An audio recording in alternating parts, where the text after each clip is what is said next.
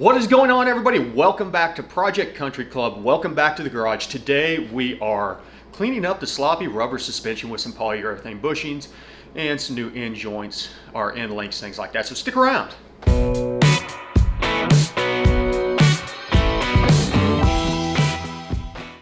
Everybody, I want to take a moment, as always, to thank all the new subscribers, all the people that are liking the content and sharing it. Remember, you can share this content by using tuning101.com. Takes you right to the YouTube Goat Rope Garage page. Super quick and easy. Check us out on the Instagram. A lot of new followers on over there. A lot of people using the hashtag Goat Rope Garage to share their projects with other garage members. Keep it up, guys. I love seeing what everybody's up to. Said I'd never be on social media, and I know it's not really kind of social media, but it's a great platform to actually see what people are doing, and a lot of times I post stuff on there, kind of give you an insight as to what's going on behind us. And last but not least, don't forget that we have the pg4car.com website where we will be putting all the files and stuff that we associate with doing these videos for the Cadillac here on there. So right now the ECM pinouts are on there, and that was revision 1. I need to get revision 2 loaded up, and then I'm going to be throwing up a link to the EFI Live harness building pinout, which is a really cool document that EFI Live threw together to help you build a bench harness. So we'll be putting a bench harness together eventually to program one of the ECMs on the bench, as I talked about in a previous video. But for today, we're doing suspension work while the car is non-operational. I've got to install the jack pads underneath the car so I can properly jack the car up, get it up in the air, get the wheels and tires off. And then I've got the Energy suspension bushings for the C6 Corvette, for the A-arms, basically the front and rear kits, and then I've got new tie rod ends for the bars. I am not doing ball joints right now. I'm going to see what kind of condition the ball joints are in, and if need be, I'll just leave everything off and go ahead and swap the ball joints out. But we're going to take a look at it. Should also be having the bushings for the sway bars coming in here soon. Hopefully today while we're in the middle of doing this. But I'm going to kind of jump around and just highlight some of the stuff as we go. So to keep this moving along pretty quickly. If you got any questions, as always, hit up the comments down below. As I said, this applies not only to XLRs, but C6 Corvettes, and a lot of this stuff would apply to a C5 Corvette also, because they're pretty similar, but literally all these A-arms and stuff are the same as on a C6. So let's jump into it. Okay, so we started on the rear because I got the rear bushings in already. I was still waiting on the fronts. Pretty straightforward. You've got two, what size are they? 21 millimeter bolts holding on the brake caliper. Just set it aside onto a box right now. And then after that, you've got two 19 millimeter bolts going through for the upper bushings on the A-arm. And then, man, I tell you, I went out and bought one of these ball joint separators. These things are like $20. This is the best tool I've bought in a long time, as opposed to trying to use a pickle fork. You pop this thing right on there, and 30 seconds later, if that, the arm's disconnected. So we're going to go ahead, do the top side first, reassemble it, and then we'll pull the bottom side out, which is pretty much straightforward. As you can see, brake caliper off, brake off. Nothing else really needs to be coming off of the knuckle or the spindle. So then on the bottom side, this has the magnetic ride shocks, so there is a connector arm. Just be aware if you have that on your Corvette or your XLR that you disconnect that thing so it doesn't get broke in the process of dropping off the bottom one. So, but for now, we've got to push the bushings out of this one. I've got both a press, but I also have a one of the clamps, so we'll probably try the clamp first. Let's jump over to the workbench and check it out. Okay, so I've got just got kind of the standard ball joint clamp kit. I'll put links to all this stuff down in the description. The big thing to be aware of on these situations is just make sure that you're not, these are aluminum, they will bend and break real easy. So that's what makes something like this nice, because you can actually get a cup on this thing to prevent stressing it improperly. So I'm probably going to go ahead and use this and drive it directly on the inner bushing. Being that this is an Energy suspension kit, it does not have any of the liners. I might have some, I'll double check, but if not, we'll have to cut these out and clean them up on the wire wheel. But as I said, these are surprisingly cheap. Even though they're designed for ball joints, they have so many different sizes and fittings that you can put on here. And you can use these with a shop press too. Okay. Got the clamp mounted up in the vise.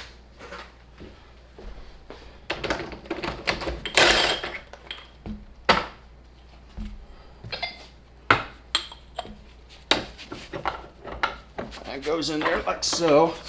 It's going to be kind of a pain in the butt to get everything aligned right, but just make sure you're going straight.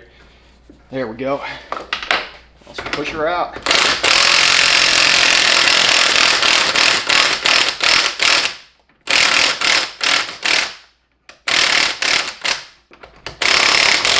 Bingo.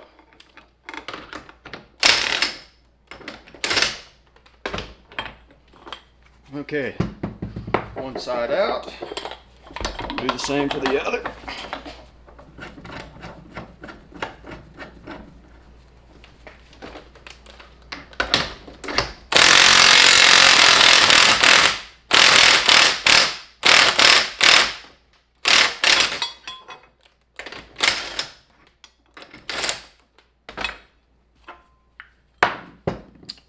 That's all she wrote.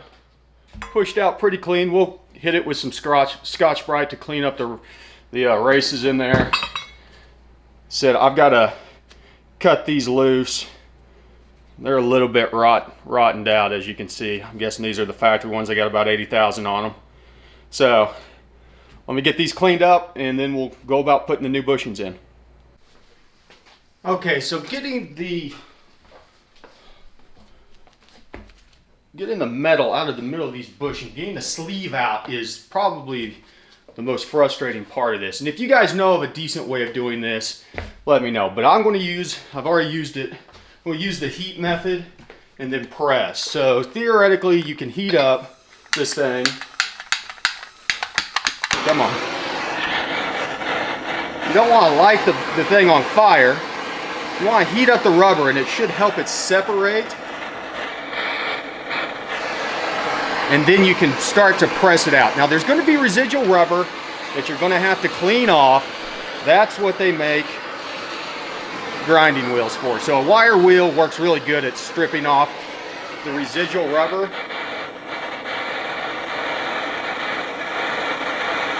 Shouldn't take a whole lot of heat, but we're going to cook her up pretty good here.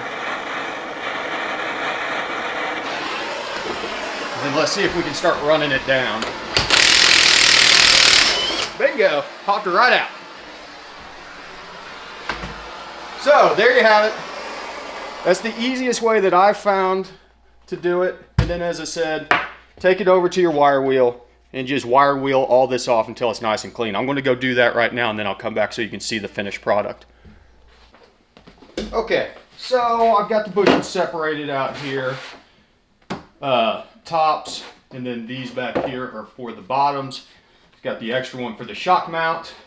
They are pushed through. These are two-piece, and so I've got our sleeves here and some grease. Of course, you want to grease all this up well. I've gone ahead and hit the inside of these seats with some, I didn't have any emery cloth, so I used some 1500 grit sandpaper just to kind of clean them up. And so we're going to spread some of this love around. This stuff is thick. The main reason this is so thick is so it doesn't go anywhere even whenever it heats up from a lot of suspension action. And then you've got a thicker set for one side of the arm and then a smaller set. So if you look at them, you can tell that there's a different size. Same ordeal on these. We'll grease these up. Put a little on the inside, a little on the outside.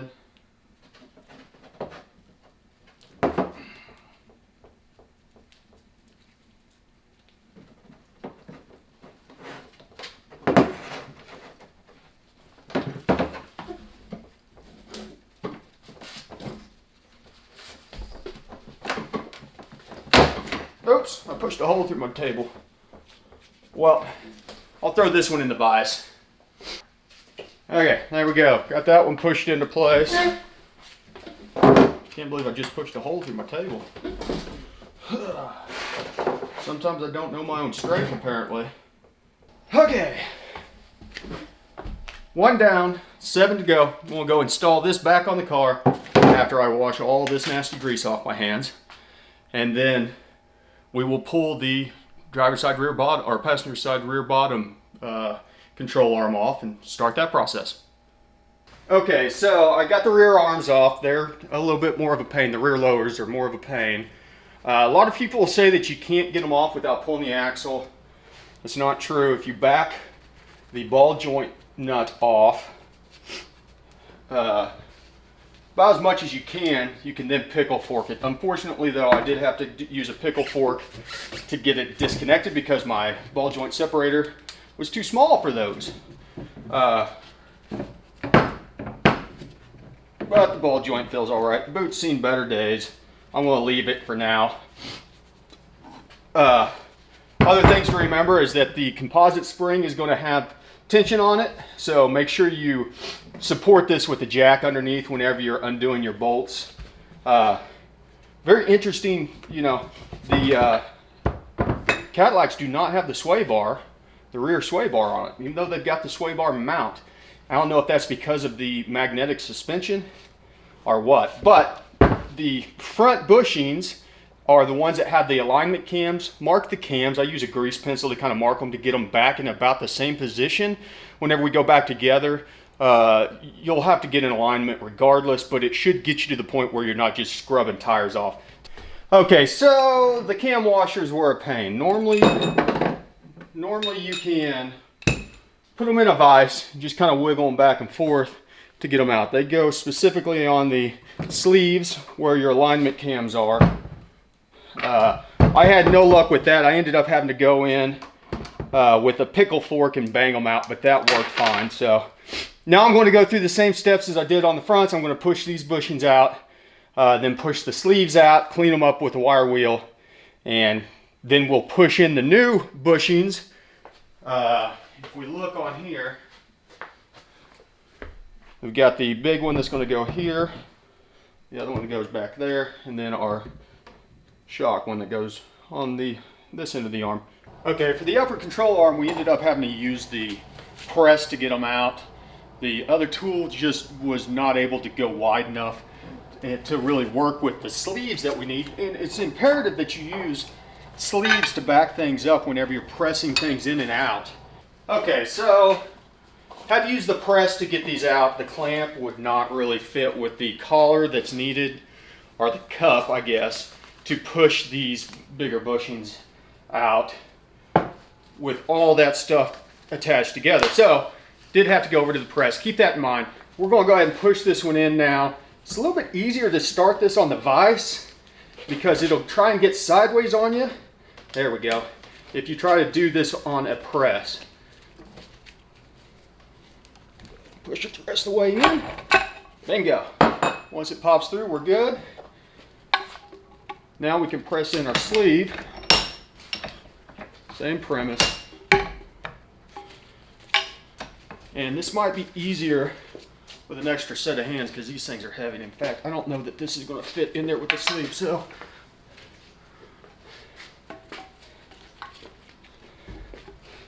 Let's see if I can't get the sleeve started.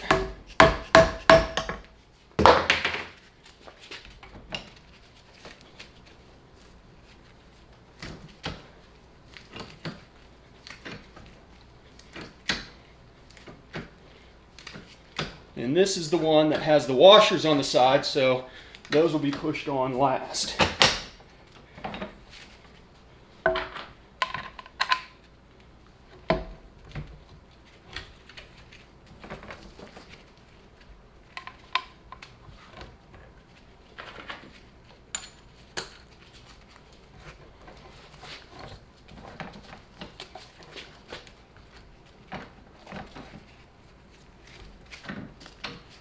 Get everything lined up.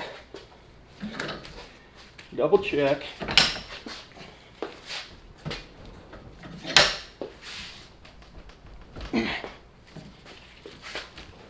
Okay, should be good. Come on, baby. There we go.